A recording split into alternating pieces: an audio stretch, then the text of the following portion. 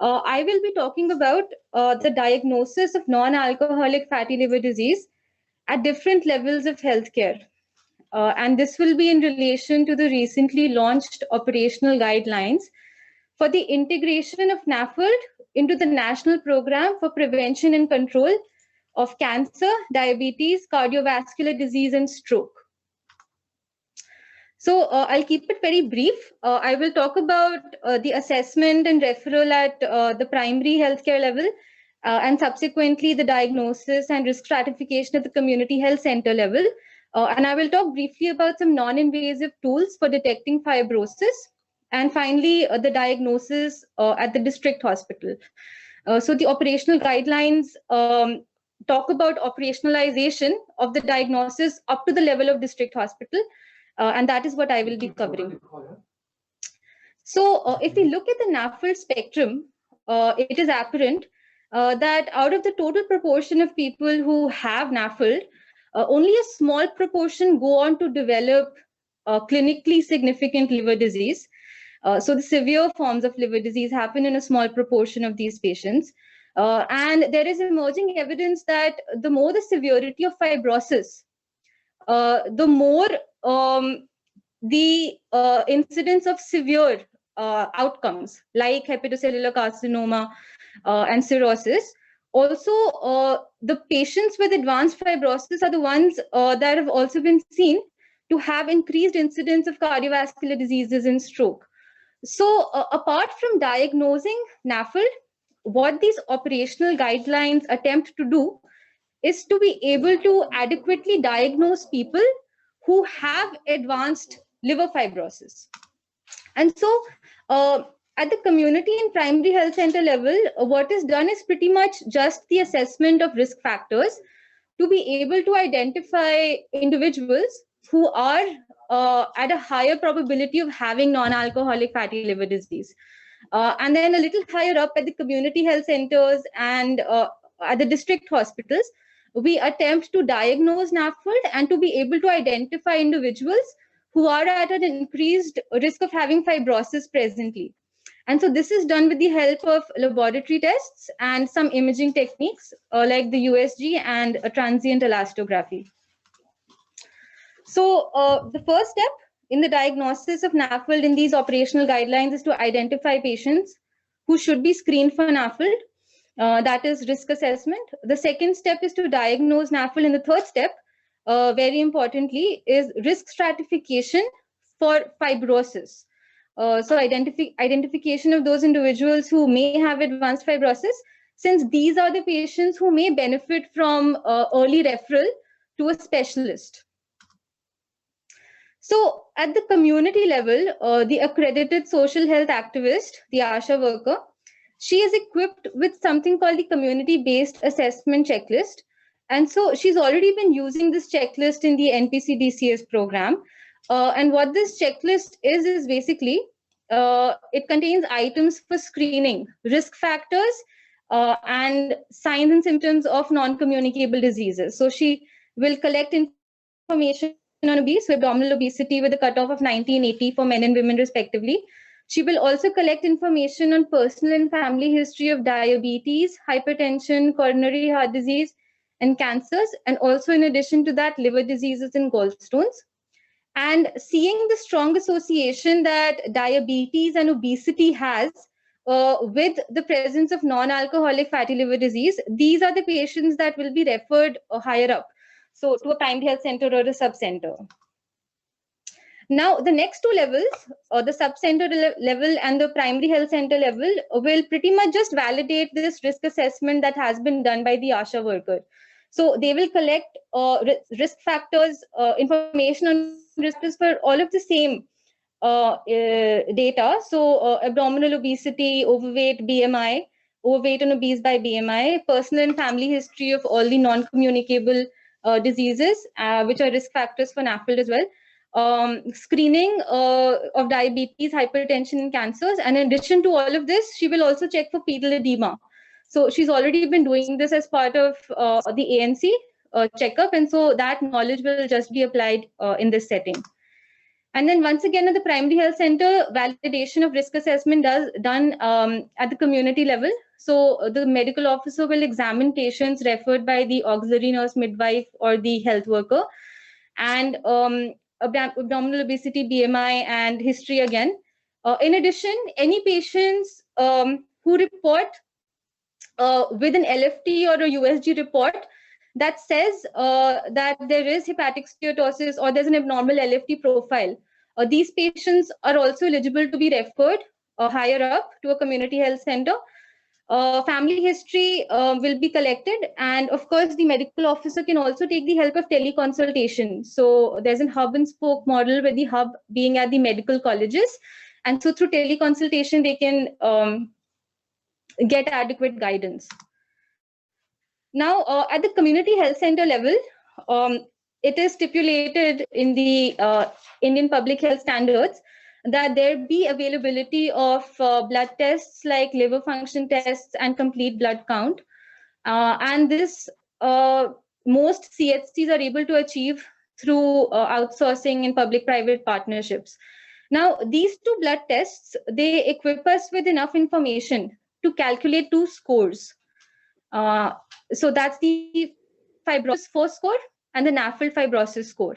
Now, these two scores are just two non-invasive tools that are from a whole list of non-invasive tools available for diagnosing fibrosis in NAFLD patients.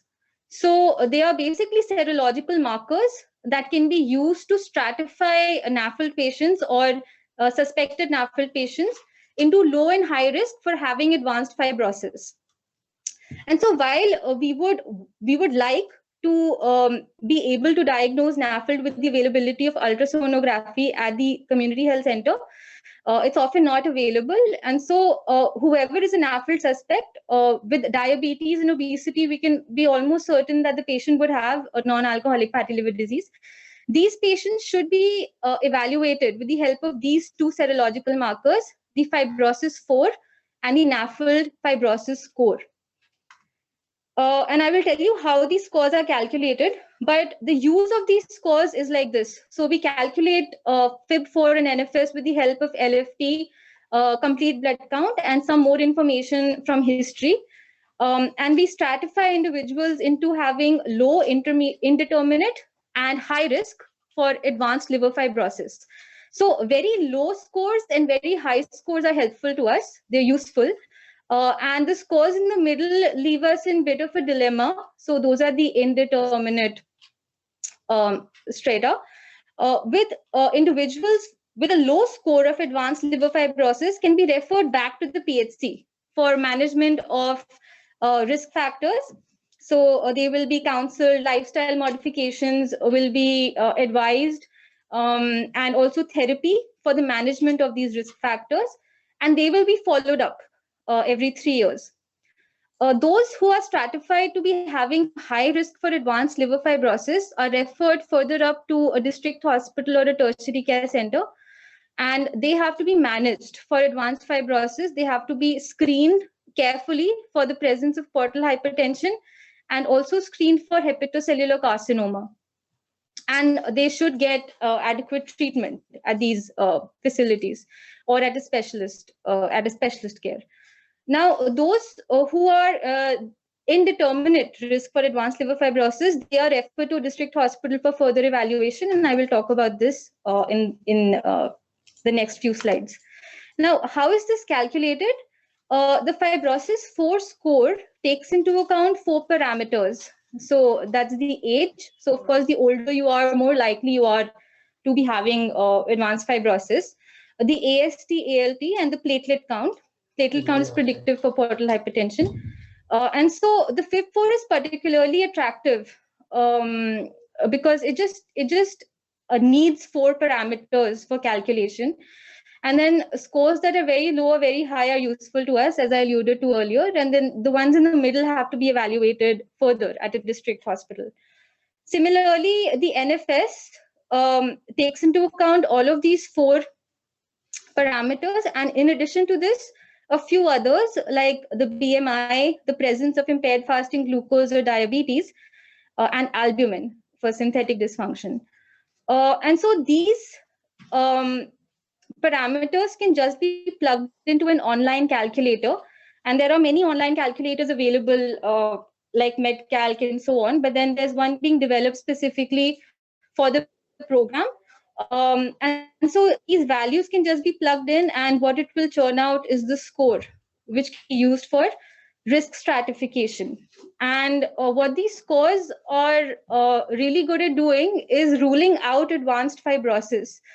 So particularly F3 and F4 is when the platelet count begins to reduce. And so these scores are particularly good for ruling out advanced fibrosis in NAFLD patients.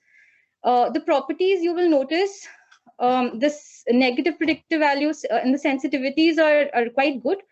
And these scores have been used in other settings, like they have been used as part of the primary care pathway in the UK. And they reported that it reduced unnecessary referrals by a huge margin, by about 80% relative reduction of inappropriate referrals to specialist care. Now, for those who have been stratified as having indeterminate risk, have to be evaluated at a district hospital. Now, at a district hospital, first of all, we can be almost certain that there will be ultrasonography available. And so these patients can actually be diagnosed through imaging for the presence of NAFLD finally. But also those who have indeterminate risk of advanced liver fibrosis, they have to be evaluated as is envisaged in the program by imaging technique of transient elastography, which is known better as the FibroScan, by the trade name FibroScan. And it is envisaged that these machines may be made available by the states adding the budget for this in their program implementation, project implementation plan, and so on. And it's still being worked out how public-private partnership can help to ensure availability of FibroScan at district hospitals. So with the help of this FibroScan, further stratification into high and low risk for advanced liver fibrosis can take place. And so those who are stratified as having low risk of advanced liver fibrosis are referred back to the primary health center for management of risk factors, counseling, lifestyle modifications, and therapy.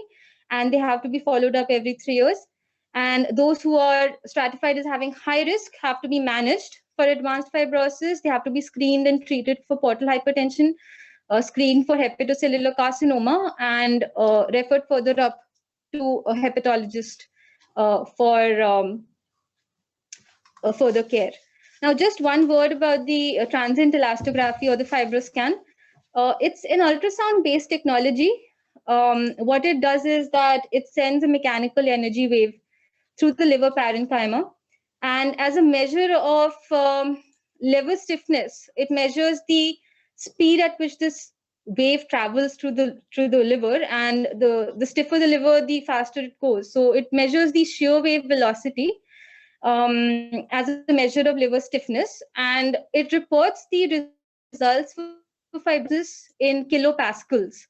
And there are different cutoffs for depending on the underlying liver disease, but a commonly used cutoff is 7.9 kilopascals to mean significant fibrosis. It is also able to tell us the proportion of steatosis, so the grade of steatosis in the liver, so how much fat is contributing to this, and that's reported in the form of the controlled attenuation parameter, or the CAP score. And so there are different cutoffs for the CAP score to mean the steatosis grade. So S1 is 248 to 268, S2 is 268 to 280, S3 is higher than 280, and this corresponds to these fatty changes in the liver. And then finally, of course, at the tertiary health center level, the specialist will use his discretion to advise an array of diagnostic techniques, all having their own advantages and disadvantages. And also, they will assess the eligibility of candidates for biopsy, which is, of course, the gold standard. So thank you.